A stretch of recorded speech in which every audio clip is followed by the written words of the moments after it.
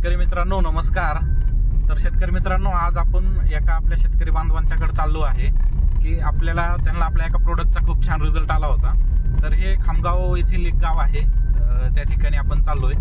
तर त्यांना आपल्या एका प्रोडक्टचा चांगला रिझल्ट आला, त्यांना काय रिझल्ट आला, कोणता प्रोडक्ट आहे हेच आपण त्यांच्याकडून फीडबॅक घेण्यासाठी चाललोय, कारण त्यांनीच आपल्याला फोन करून बोलवलं होतं। तर ठीक आहे, चला साहेब मित्रांनो आपण त्यांना भेटूया।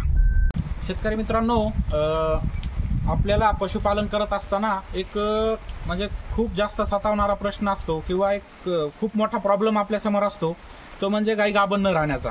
भरपूर वेळा तुम्ही पाहता की 7-7, 8-8 वेळा भरपूर म्हणजे एक वर्ष काही गायी आहेत त्या सारखं याय रिपीट होता, सारखं याय करून गाभण राहत नाही। तर हा खूप मोठा प्रॉब्लेम आहे आणि आम्ही ज्यावेळेस भरपूर डॉक्टरांशी चर्चा करतो किंवा गोठ्यावाल्यांना भेटतो तर हा प्रॉब्लेम आपल्याला जाणवतो।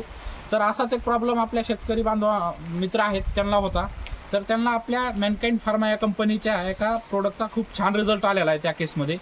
तर त्यांना कोणता प्रोडक्ट आहे, त्यांना काय रिझल्ट आला आणि किती दिवसांमध्ये त्यांना हा रिझल्ट आला हे जाणून घेण्यासाठी आपण त्यांच्या गोठ्यावरती आलेलो आहोत। तर आपण त्यांच्याकडूनच सगळी पुढची हकीकत जाणून घेऊया। दादा नमस्कार। नमस्कार दादा, सर्वप्रथम तुमचा परिचय द्या।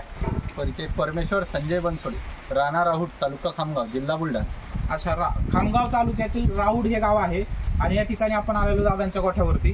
तर दादा, तुम्हाला जो आपला हा प्रोडक्ट आहे जे तुमच्या हातात आहे चिलेटेड टॉटेड बोलस, त्याच्या आधी तुमचा प्रॉब्लेम काय होता हा सांगा। आमचा प्रॉब्लेम असा होता की गाय रिपीट होत होती, 7-8 वेळा लावली, आई केलं पण राहायला गांतच होत। अच्छा, हीच गाय आहे ती।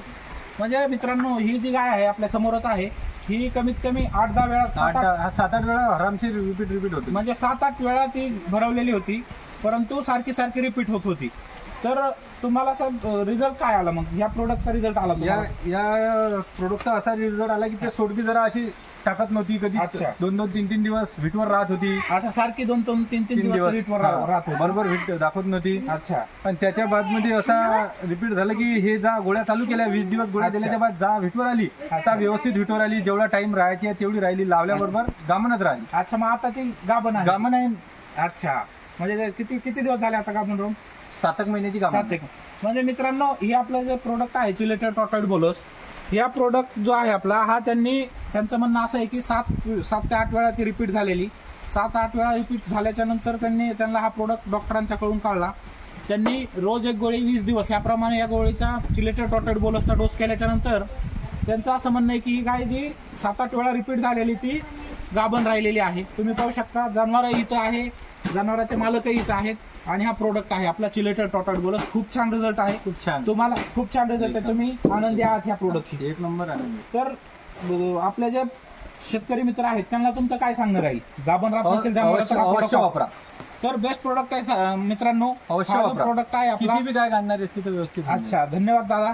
तर या प्रोडक्ट वरती विश्वास यांचा आहे की तुम्हालाही भरपूर प्रॉब्लेम हे जाणवता। जर तुम्हाला असा प्रॉब्लेम असेल तर आपलं चिलेटेड टॉटेड बोलस 20चं पॅक येतो, रोज एक गोळी 20 दिवसाच्या हिशोबाने जर तुम्ही दिली रोज एक गोळी 20 दिवस तर तुम्हाला नक्कीच चांगले रिझल्ट येतील। धन्यवाद।